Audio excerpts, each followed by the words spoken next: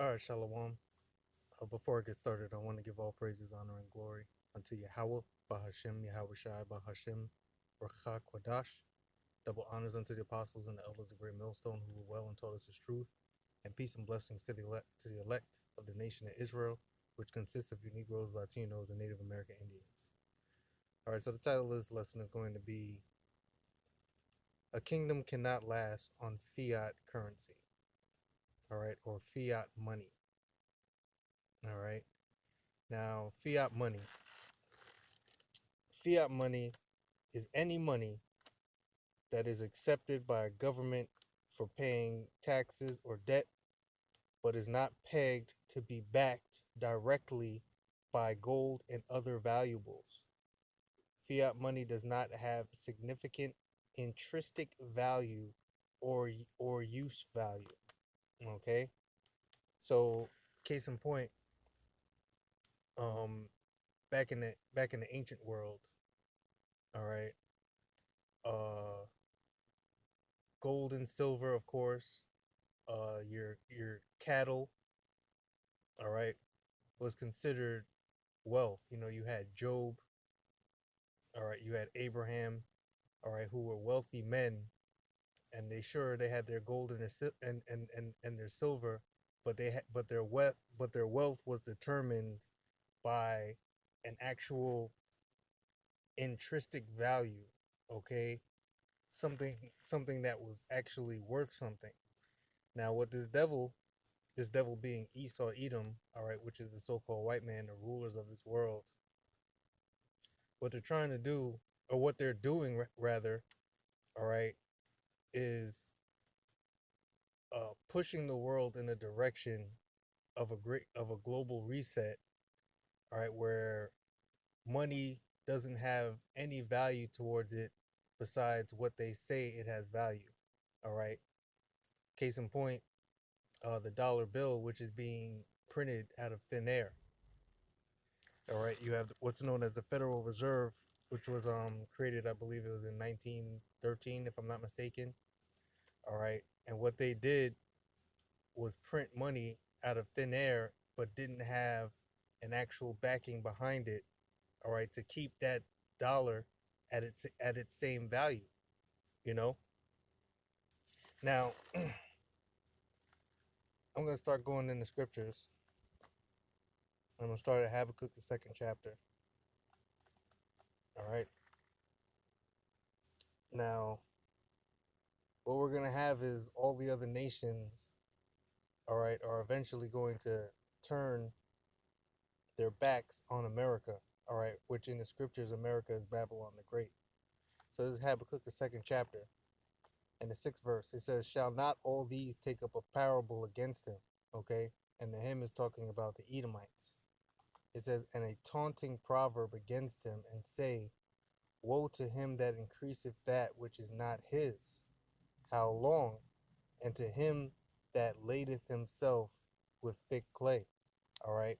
And that thick clay represents heavy debt.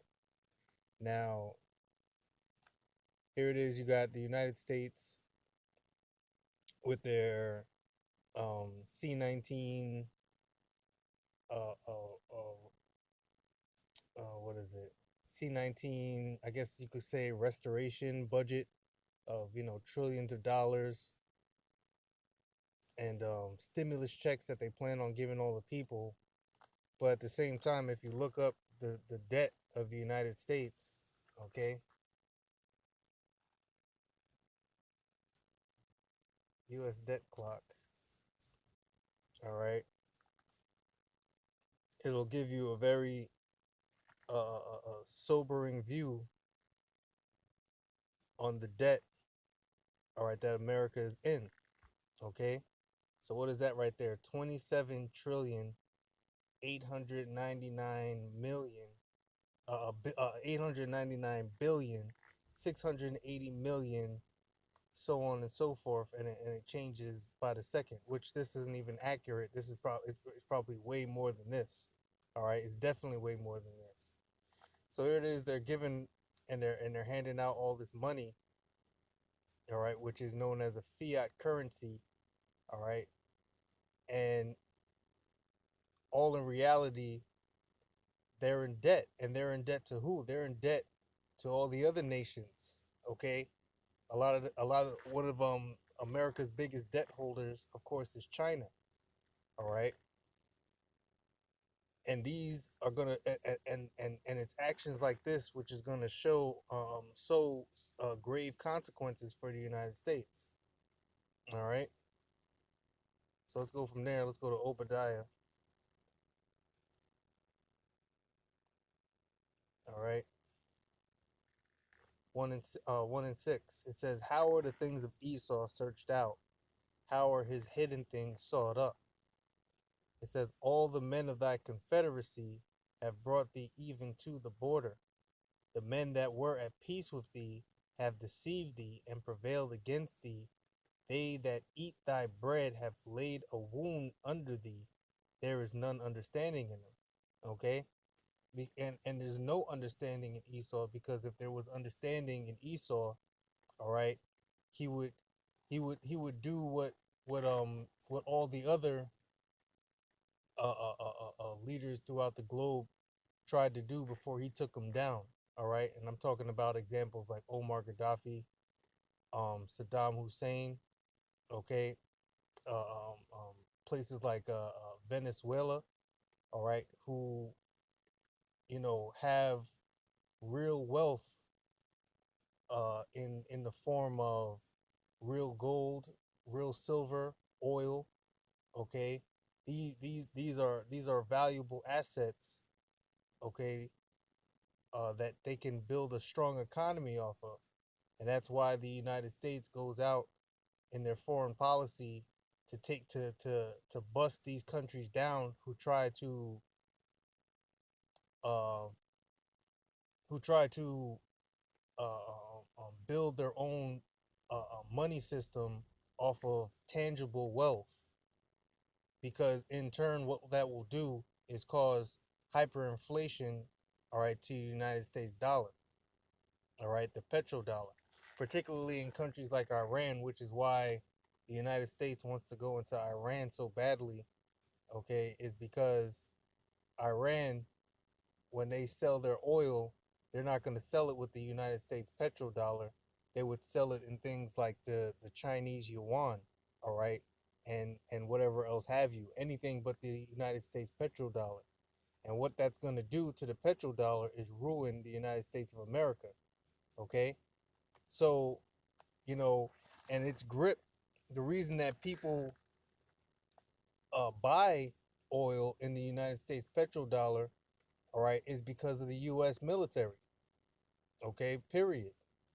It's not because they want to, it's because they have to. Otherwise, the superpower of the world, the big bully of the world, all right, is going to flex their military might and then come in and cause problems for these other nations, all right?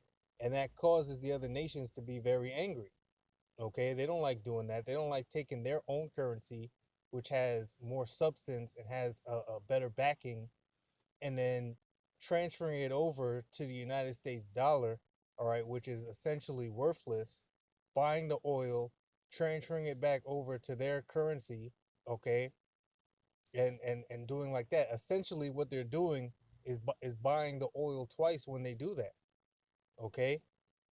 So that causes all the other nations to be upset, you know, and that's why they're gonna turn against America, all right, and ultimately burn it with fire, all right, as it is written, all right, these shall hate the whore,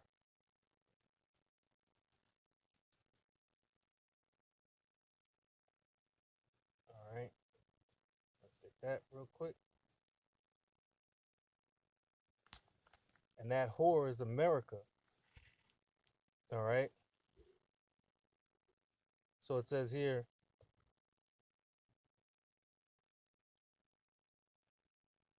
all right, verse 15, Revelation 17 and 15.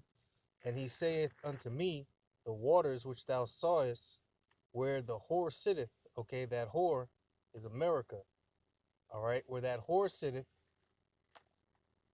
are peoples and multitudes and nations and tongues. And the 10 horns, All right, because the 10 horns, all right, represents NATO, all right, the men of his confederacy, all right, which, China and Russia aren't a part of, okay? It says, the 10 horns which thou sawest upon the beast, these shall hate the whore, and shall make her desolate and naked, and shall eat her flesh, and burn her with fire. All right. And why is that? It all goes back to money. Okay. It always goes back into money. If you ever play like like a civilization type of a video game or something like that, like there's this game called Civilization or Pharaoh or things of that nature. If you're building your city and you keep spending and you don't build up your economy to the point where you financially stabilize your own country, and you're in debt, all right, what eventually happens is you get invaded, all right, by a foreign enemy. I know this particular game that I used to play when I was younger, called Pharaoh. And if you were in debt to the Pharaoh for a number of many years and you never paid off that debt, eventually he sends his army in to destroy you. Okay? And that's just the way that it works. All right? Because there's resources, there's ways where the United States can take their currency, can take the resources that they have in their own land, all right, oil reserves, gold reserves, things of that nature, all right, and actually have a stable economy. All right. But since this devil, all right, is has lost his intelligence, as it is written, all right, in Revelation, the in Salakia, in Obadiah, all right, the 8th verse.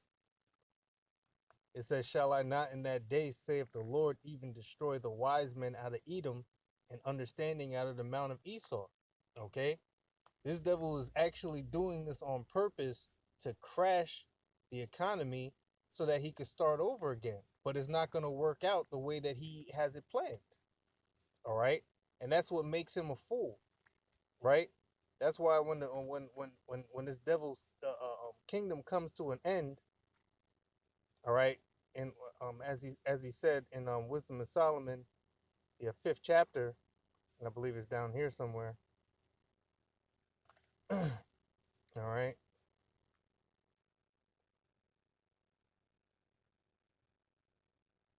Okay, where it says we fools accounted, no, well, it says children of fools, Salakia.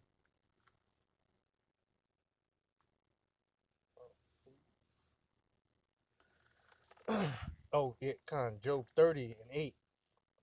They were children of fools, yea, children of base men. They were viler than the earth. All right, this man thinks that he's so smart and he has his plan, but the Lord is gonna bust those plans up. All right, because no stable country, no stable kingdom is gonna rule the world while trillions on top of trillions of debt to other countries, man. It just doesn't work that way. All right, it doesn't work that way. All right, let's go to Job chapter 5, verse 12. It says, "He disappointed the devices of the crafty, so that their hands cannot perform their enterprise." Okay, and the Lord also said that I will also choose their delusions, all right, that they should believe a lie. All right, roughly paraphrasing. Okay, that goes for this devil, man. All right, he's gonna sit at the table as is written in Job. I believe it's 20 or the 21st chapter. All right, he's gonna sit at the table eating, enjoying his meal, and the Lord is gonna bust in and break up this whole show. All right, through the chariots, through the other nations. All right, he's gonna bust up the whole show, man. Okay, but like a quick example, and I'll close it out. A scripture that came to mind was I believe it was Isaiah 60. All right, when the Israelites are ruling the earth, okay, We're not going to be in debt to anybody. We're not going to have a currency that is backed by nothing. Okay, that's not worth the paper that is printed on. Okay, we're going to have actual, real, tangible wealth. All right. Isaiah chapter 60, verse 11, it says, "Therefore thy gates shall be open continually, they shall not be shut day nor night, that men may bring unto thee the forces of the Gentiles, and that their kings may be brought." And when we say forces of the Gentiles, we're not talking about, they're not going to show up with some paperback currency. Okay, they're not going to show up with some fiat funny money. All right, it's going to be true riches. All right, the forces. Okay, that word there is chayal in the Hebrew. Strength, might, efficiency, wealth, army. All right. Really, it's the wealth. All right. Let's look up that word wealth. All right. Okay. Prosperity. All right. You know, when someone's prosperous. All right. If you're 20, if you're $10,000 in debt. All right, on your credit card or something, you're not prosperous. All right. Prosperous is being in the positive, okay, not in the negative, as we saw in the U.S. debt clock. Okay, so it says external happiness. All right. Hey, what happened when the righteous are in authority? The people rejoice, right? But when the wicked beareth rule, the people mourn. Okay, there's no external happiness, especially in Babylon the Great.